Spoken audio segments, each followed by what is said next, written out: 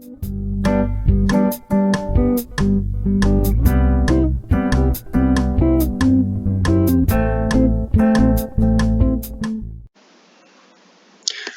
everyone, welcome to my channel.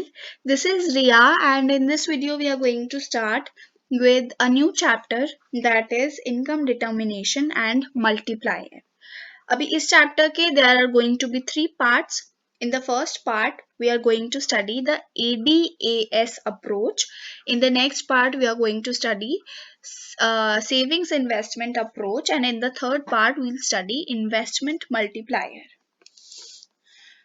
तो पहले तो इस चैप्टर का ऑब्जेक्टिव है कि हम इक्विलिब्रियम लेवल असर्टेन कर पाए.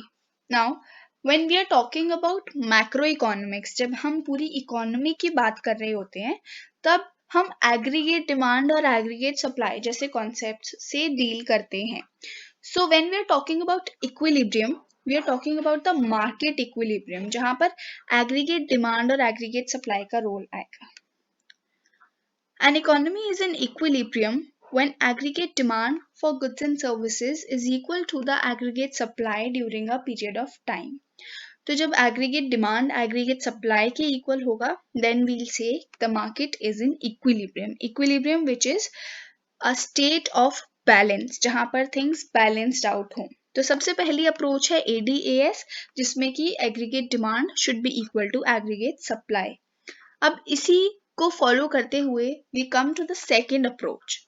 See, we know that aggregate demand is equal to C plus I. हमने पिछले चैप्टर्स में पढ़ा है कि aggregate demand के दो components होते हैं C plus I, which is consumption plus investment. Similarly, aggregate supply के भी दो components होते हैं C plus S, which is consumption plus savings. तो बेसिकली हमारे पास एग्रीगेट डिमांड के दो कंपोनेंट्स हैं और एग्रीगेट सप्लाई के दो कंपोनेंट्स हैं. अब अगर हम ADAS अप्रोच की बात कर रहे हैं तो AD should be equal to AS. Now, if we put C plus I instead of AD and C plus S in place of AS, तो हमें मिलेगा C plus I is equals to C plus S. जहां से we can easily cancel out consumption and we are left with investment and savings. तो basically हमारे पास यहाँ से second approach आती है जो कि है that savings should be equal to investment. These are the two approaches. अब पहली इस वीडियो में हम पढ़ने वाले हैं the first approach which is ADAS approach. अब ये स्टार्ट करने से पहले we'll go through the assumptions. It has certain assumptions because economics. So the first assumption is that it is studied in a two sector model. हम assume कर रहे हैं कि ये जो market है यहाँ पर दो ही this is a two sector model, यानी कि यहाँ पर दो ही components हैं and those two components are households and firms. इधर households हैं और firms हैं. गवर्नमेंट का कोई रोल कोई इन्वॉल्वमेंट नहीं है. ये हमने फर्स्ट चैप्टर में ही पढ़ा था, पूरी बुक के फर्स्ट चैप्टर में when we studied the circular flow of income कि टू सेक्टर मॉडल है, हाउसहोल्ड्स हैं और फर्म्स हैं. Now the second assumption is that investment expenditure is autonomous. Investments are not influenced by the level of income. हम assume कर रहे हैं कि इनकम का कोई इम्पैक्ट नहीं है इन्वेस्टमेंट पर. ये थोड़ी अनरियलिस्टिक assumption है क्योंकि जब लोग रियल लाइफ में इन्वेस्ट करते हैं तो बहुत इम्पैक्ट पड़ता है कि उनकी इनकम क्या है और मार्केट में रेट ऑफ रिटर्न क्या चल रहे हैं. लेकिन यहाँ पर हम अज्यूम करें कि इनकम से कोई फर्क नहीं पड़ता, इनकम बढ़े कम हो उसका कोई भी इम्पैक्ट इन्वेस्टमेंट पर नहीं आएगा. This is the second assumption. Now the third assumption is that the price remains constant. ये कह रही है कि प्राइस कांस्टेंट रहेगा. First we are talking about short run here, जो कि हमारी फोर्थ assumption है कि हम शॉर्ट रन में ही इक्विलिब्रियम असर्टेन कर रहे हैं, लॉन्ग रन की कोई बात नहीं हो रही. तो शॉर्ट रन में हम ये भी अज्यूम कर रहे हैं कि प्राइसेस कांस्टेंट रहेंगे, प्राइसेस किसी भी फैक्टर की वजह से चेंज नहीं होंगे. So these are the four assumptions for ADAS approach. Now here is some theory जिसमें कि पहले डेफिनेशन दी हुई है कि according to the Keynesian theory, Keynesian theory is it was given by Keynes. Keynes was an economist. तो Keynesian theory के according equilibrium level of income in an economy is determined when aggregate demand is equal to the total output. Keynesian theory कहती है कि equilibrium economy में तब achieve होगा जब aggregate demand aggregate supply के, या फिर एग्रीगेट सप्लाई को हम टोटल आउटपुट भी कह सकते हैं. तो एग्रीगेट डिमांड जब टोटल आउटपुट के इक्वल होगा तब इक्विलिब्रियम अचीव होगा. अब हमें पता है कि एग्रीगेट डिमांड के दो कंपोनेंट्स है, ये हमने पहले भी पढ़ा हुआ है. सबसे पहला कंपोनेंट है consumption expenditure. Consumption expenditure varies directly with the level of income. Income increase होगी तो कंजम्पशन इंक्रीज होगी, इनकम डिक्रीज होगी तो कंजम्पशन भी डिक्रीज होगी. Now the second component is investment expenditure. और हमने assumptions में भी पढ़ा था कि इन्वेस्टमेंट इज ऑटोनोमस, यानी कि कोई फर्क नहीं पड़ता कि इनकम इंक्रीज हो रही है या डिक्रीज हो रही है, इन्वेस्टमेंट उतनी ही रहेगी. These were the two components of aggregate demand. और aggregate supply हमें पता है, हमने पढ़ा हुआ है ये सब कुछ कि aggregate supply का कर्व होता है 45 डिग्री की लाइन, राइट. ये होता है aggregate supply. तो बेसिकली ये दोनों कर्व्स जहां पर इंटरसेक्ट करेंगे, एग्रीगेट सप्लाई और एग्रीगेट डिमांड जहां इंटरसेक्ट करेंगे उधर इक्विलिब्रियम अचीव होगा. अब इधर लेफ्ट हैंड साइड पे हमारे पास कुछ डेटा गिवन है और राइट हैंड साइड पे वी हैव द ग्राफ. लेकिन ये ग्राफ पर डेटा प्लॉट नहीं किया गया है, ये अलग डेटा है और ग्राफ इज जनरल. तो डेटा इसलिए है ताकि अगर आपके पास न्यूमेरिकल आए तो you should know that equilibrium कहाँ अचीव होगा, जहां पर aggregate demand is equal to aggregate supply. Now, let's study the diagram.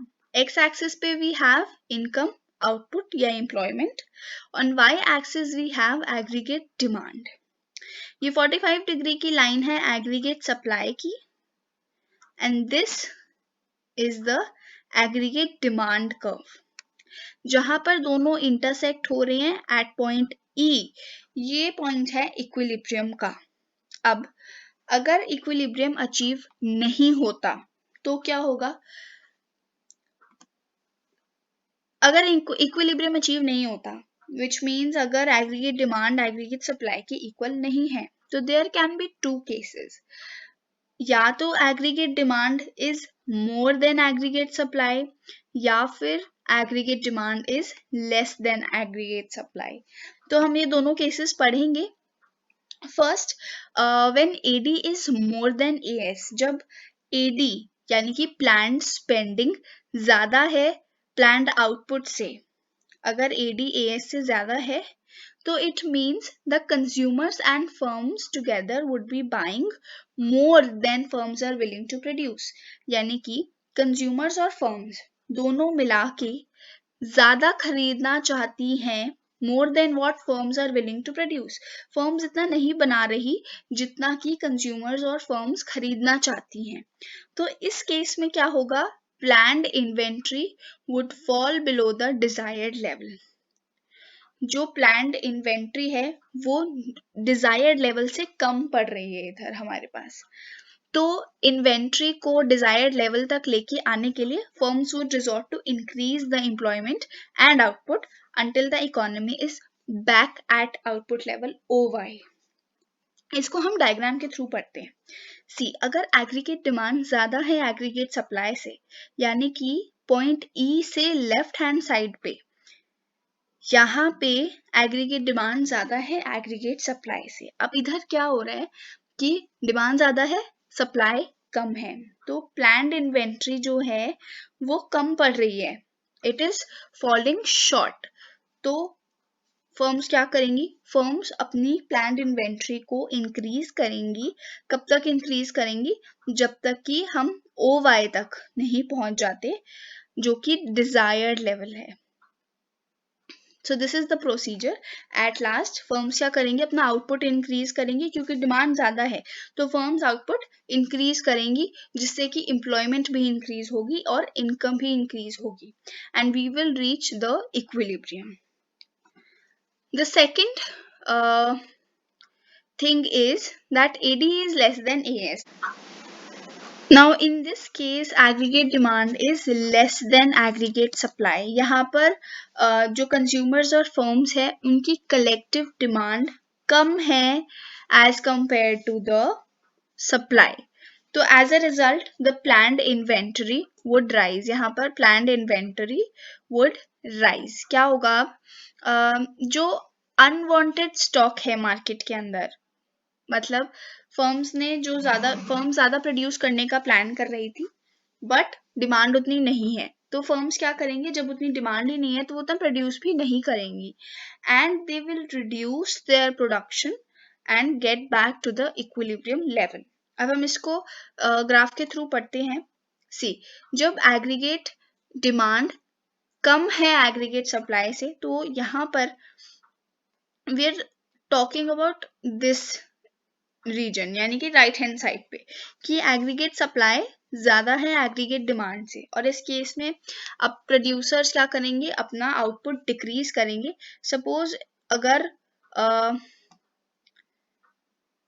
यहाँ इतना आउटपुट था प्रोड्यूसर्स का, तो वो क्या करेंगे, अपना आउटपुट को डिक्रीज करेंगे until they reach point y, और उसके कॉरेस्पॉन्डिंग डिमांड होगी, तो will the economy will again achieve equilibrium. At last either way equilibrium achieve हो जाएगा. So this was the ADAS approach. In the next video we'll study the savings investment approach. I hope you found this video helpful. Thank you.